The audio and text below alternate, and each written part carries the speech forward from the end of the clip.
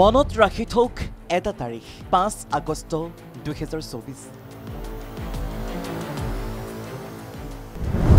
মহানগৰীৰ ইতিহাসৰ ভয়ংকৰ যানজঁটৰ এটা অধ্যায় মহানগৰীৰ আভিজাত্যক পুনৰ ভেঙুচালি এজাক বৰষুণতে উটি গ'ল স্মাৰ্ট চিটিৰ অভাৰ স্মাৰ্ট আভিজাত্য কৃত্ৰিম বানত উটি গ'ল স্মাৰ্ট চিটিৰ ৰঙীন সপোন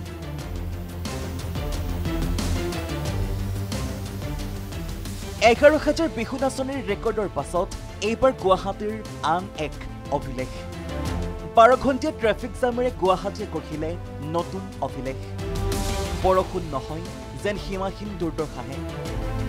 সোমবাৰে বিয়লি অহা মুষলধাৰ বৰষুণত বুৰ গ'ল সমগ্ৰ মহানগৰ কৃত্ৰিম বান ৰোধৰ বাবে চৰকাৰে গ্ৰহণ কৰা আঁচনি আৰু ব্যৱস্থাক ভেঙুচালি কৰি ঠায়ে ঠায়ে একাঁঠু পৰ্যন্ত পানী মহানগৰীত 10 বছৰৰ পাছত মহানগৰীত ভয়ংকৰ কৃত্ৰিম বান নিমিষতে মহাসাগৰত পৰিণত হ'ল গুৱাহাটী মহানগৰ ৰাজপথে সৃষ্টি হ'ল অভাৱনীয় পৰিস্থিতি স্তব্ধ হৈ পৰিল গুৱাহাটী মহানগৰীৰ স্বাভাৱিক জনজীৱন কৃত্ৰিম বানৰ বাবে স্তব্ধ হৈ পৰিল পথ মহানগৰবাসীৰ যোগাযোগ কৃত্ৰিম বানত দীৰ্ঘ সময় আবদ্ধ হৈ পৰিল স্কুল বাছকে ধৰি অসংখ্য যান-বাহন কৃত্ৰিম বানৰ বাবে বিলাই বিপত্তি নোহোৱা হৈছে মহানগৰবাসীৰ কৃত্ৰিম বানেৰে একাকাৰ হৈ পৰিছে ৰাজপথ নলা-নৰ্দমা আৰু ঘৰবাৰী এজাক বৰষুণে উদঙালে অন্তঃসাৰশূন্য গুৱাহাটীৰ প্লেনিং এজাক মাত্ৰ বৰষুণে উদঙালে মন্ত্ৰী অশোক সিংহলৰ দম্ভ 50% মেঘালয় আহা পানীৰ পৰা সমস্যা হ'ল কিয় পানীৰ কালাৰ সিটিৰ পানী যেতিয়া থাকিব পানীৰ কালাৰটো কলা থাকিব সিটিত যদি নলা নৰ্দমাৰ পৰা পানী ওলাই এই পানীৰ ৰংটো কলা থাকে কালি যেটো পানী আছিল এটো সিল্ট লৈ আহিছে মাটি পানী ৰঙা মানে মাটিৰ পানী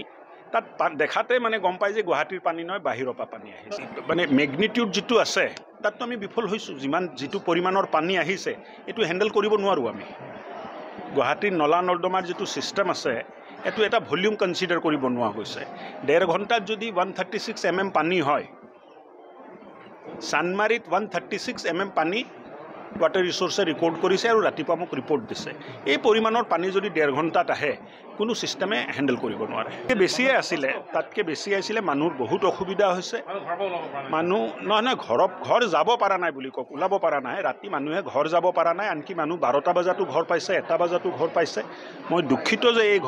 ঘটনাটো হ'ল কিন্তু প্ৰকৃতিৰ লগত তো যুঁজিব নোৱাৰি পানীৰ যেটো পৰিমাণ আছিল আৰু নাই মেঘালয়ৰ পৰা যেটো পানী আহিলে এটোৱে গুটে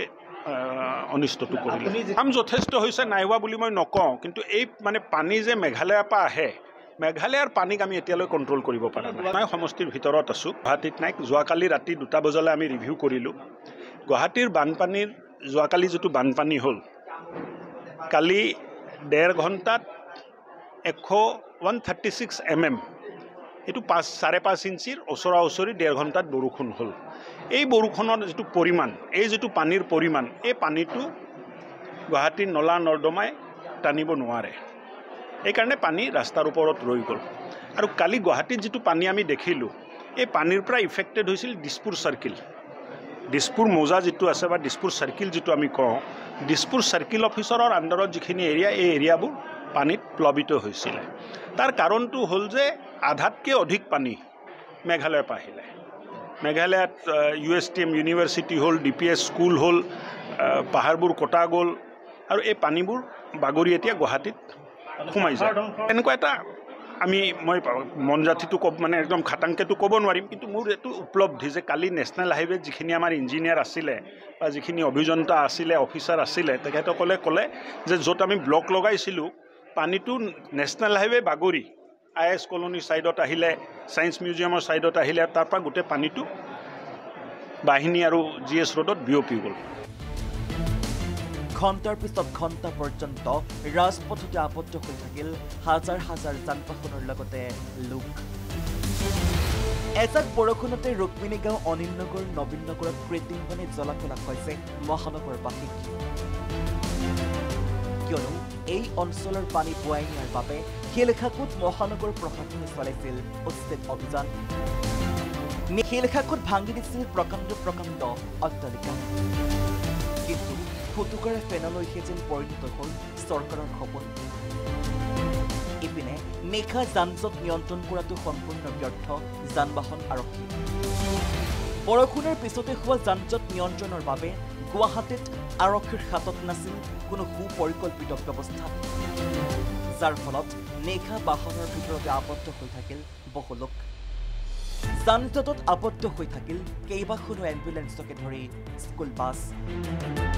এজাক বৰষুণতে বন্ধ কৰিবলগীয়া হ'ল সকলো শিক্ষানুষ্ঠান ইফালে আজিও কৰ্মস্থলীলৈ ওলাই আহি জনতাৰ হাহাকাৰ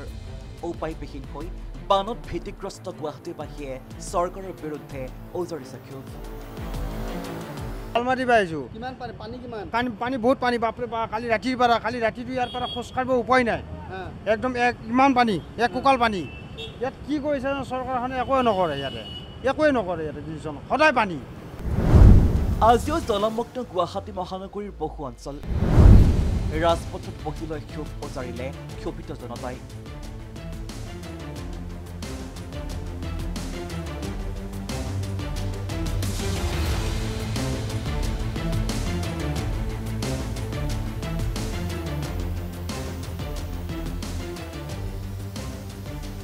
ইপিনে শাসনলৈ অহাৰ পিছতে প্ৰতিখন চৰকাৰে গুৱাহাটীৰ কৃত্ৰিম বান ৰোধৰ বাবে ব্যৱস্থা গ্ৰহণৰ প্ৰতিশ্ৰুতি দি ভাষণৰ ফুল জাৰি মাৰে যদিও ফুটুকাৰ ফেনতহে পৰিণত হয় ভাষণ বিগত সময়ছোৱাত মহানগৰীত কৃত্ৰিম বানে ধাৰণ কৰিছে ভয়াৱহ ৰূপ কেইবাজনো নিৰীহ লোকে প্ৰাণ হেৰুৱাব লগা হৈছে ভয়ংকৰ বানত উদাহৰণস্বৰূপে জ্যোতিনগৰৰ দলাতপুৰী কণমানি ছাত্ৰৰ মৃত্যুৰ ঘটনা অন্যতম কিন্তু ইমানৰ পিছতো কোনো এখন চৰকাৰে ফলপ্ৰসূ ব্যৱস্থাৰে গুৱাহাটীবাসীৰ জীৱন নৰকসদৃশ কৰি তোলাই কৃত্ৰিম সমস্যাৰ সমাধানত ব্যৰ্থ হোৱাহে পৰিলক্ষিত হ'ল news desk report any news